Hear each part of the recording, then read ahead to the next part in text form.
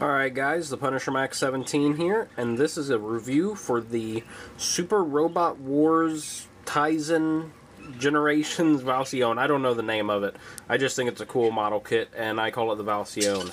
So this is what I'm going to be reviewing, and before I get on to the model kit itself though, there's a few things I want to say about the individual parts and about painting it. Now, one thing I wanted to mention about this kit before I got into the actual review is that it's difficult to paint sometimes. As you can see, I got a lot of the parts here and I got a lot of the parts here. And, you know, usually I just clip the parts onto the alligator clip with a little pin or something. You know, whatever's on the part that's not going to be seen later. But with this, that's not always the case. There's a lot of very small parts where I had to leave a little part of the sprue on here. And as you can see, I had to leave it on there so the alligator clip had something to clip onto. Just like this piece here, there's nothing in the back. Now, you can use a blue tack for this, but this hasn't really been a problem. There's been other pieces that I had to do this for, and I've already taken the little sprue parts off, and it didn't turn out too badly because it's barely connected there, but just enough to hold it while I do paint it.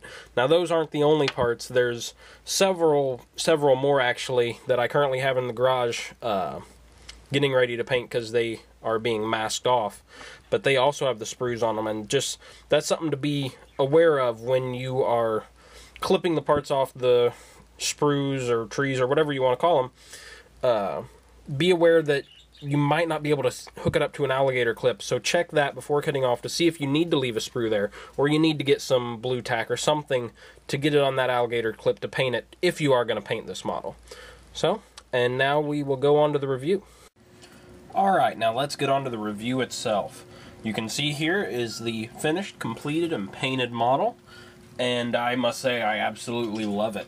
You can see I kept the original color scheme on it, and it's colors that you wouldn't really think would work because they're just a bunch of random colors, you know, yellow and green and grayish white and red. You know, they don't go together, but it works perfectly. I absolutely love the color scheme. I love all sorts of things about this kit. I think it turned out really nice. Alright, and we'll do a 360 view for you, and there's the feet. I think they are cut out of the frame. There's the sides. Love these big shoulder pieces with the yellow. I absolutely love yellow shaded with orange. I think it's one of the best looking colors you can ever paint. Absolutely love it. So that is the kit. That's what it looks like painted and built. Now let's go over some articulation. Some decent articulation on this kit. Not the best, but it's decent. Got the foot. Got some bending back and forth there, and some side to side. Let's see, I think this front bends down a little bit. It's hard to see because it keeps moving at the ankle there, but it does move some. Now you get some nice articulation out of the knee here, a little over 180 degrees, so that's a really great bend. And let's see, at the waist, I'm going to mention that. I know that fell off, but it's a common problem, so I'll mention that in a second. You can see it's at a ball joint right here. Works really nice. Can move 360, of course. Go up, down, all around. And it came unhinged because of how far I moved it. There we go. And then the other front skirt fell off. At least it would be called a front skirt if it were a Gundam, so that's what I'm used to calling it.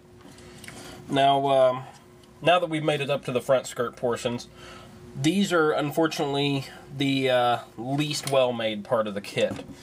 They fall off all the time. You have two parts here that's held together by one little tiny peg. That's not even really a peg. It really needs glue to be put in there, but I haven't gotten around to gluing this.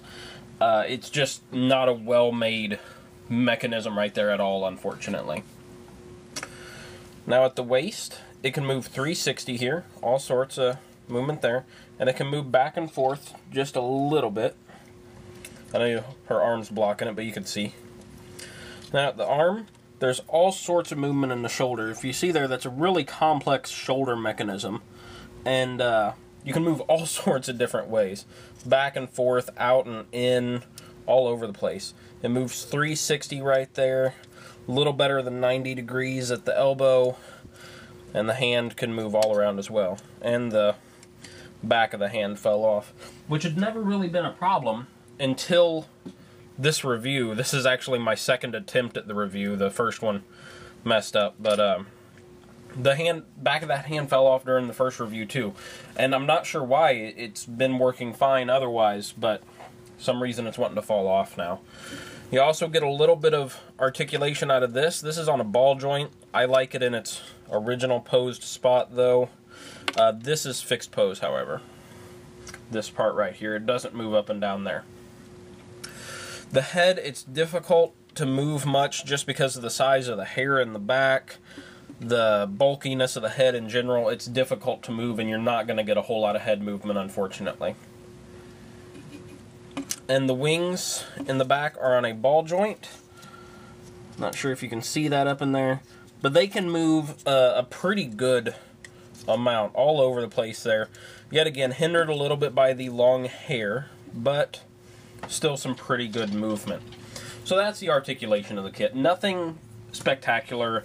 Really, it's honestly not fantastic articulation. I just really like the aesthetic look of the kit. One thing to note though is there is a decent amount of seam lines, some that will easily be able to be removed, some that aren't. And you can see some on the arms that were not easily removed, right here on the waist, couple areas like that. And as you see me now trying to push that back together, you also have some seams that just simply don't want to go together, as you can see right there. Now it's not too noticeable, and it kind of just looks like a panel line, but it is in fact a seam that doesn't quite want to go together when fully assembled. Now if I had put those two legs together and removed the seam lines, it would have been a very, very complicated painting, just because of masking and stuff, so I opted not to do that. But unfortunately, this kit does have some bad seam lines. Despite the great part separation, actually, because it has outstanding part separation, as you saw in the portion at the beginning about the individual parts, it has really good part separation, really high quality part separation, but there are a lot of seam lines. One other thing, as I mentioned in the earlier part, some of these pieces do come pre-painted, so if you do paint yours, you're going to have to do some masking. For example, the ear things, whatever you want to call them, these parts, some stuff on the feet, they require some masking, but it's nothing major. And I also want to talk about the size of this kit. It is 1/44 scale, at least that's what the box says. So whenever I got it, I wasn't expecting it to be that big, but it's pretty hefty in size in my own opinion. I'll show you a comparison to a 1/44 scale high grade Gundam, and it comes up to its waist. So it's significantly bigger than what I was expecting it to be, a high grade Gundam size. So in comparison to a master grade, it's much closer to the same size. At the top of her hair, you can see it comes up to right about here on the Gundam. So it's just about the Gundam is just about half a head larger than the Valsione is in size, and this is 1/44 scale. So I don't know how these things exist in the game, but they're massive, I guess. So yeah, that is the Valsione. I must say, despite the seam lines and despite the not optimal articulation, I absolutely love this model kit. I think it looks outstanding on the shelf. By the way, it does come with a gun and a sword. I actually didn't paint those or anything. I just wanted it to stand there personally. But I do feel like it's worth it. This model kit is a little bit cheaper than a typical master grade. I think these run about $40. And in my opinion, they're worth it. They're a lot of fun to paint, a lot of fun to build, some amazing color schemes, and there's an enormous amount of variation in the line. Just tons and tons of different kinds of model kits that Koto puts out in the Super Robot Wars line that I've seen. So I would personally recommend it. Despite its flaws, it's still a lot of fun. It still looks really great, even if it's just out of the box. The parts looked amazing, even not painted. So this kit gets a thumbs up from me. Just be wary that you are going to have to put some work in if you want to make it look even better. So, thanks a lot for watching, guys, and I will see you next time.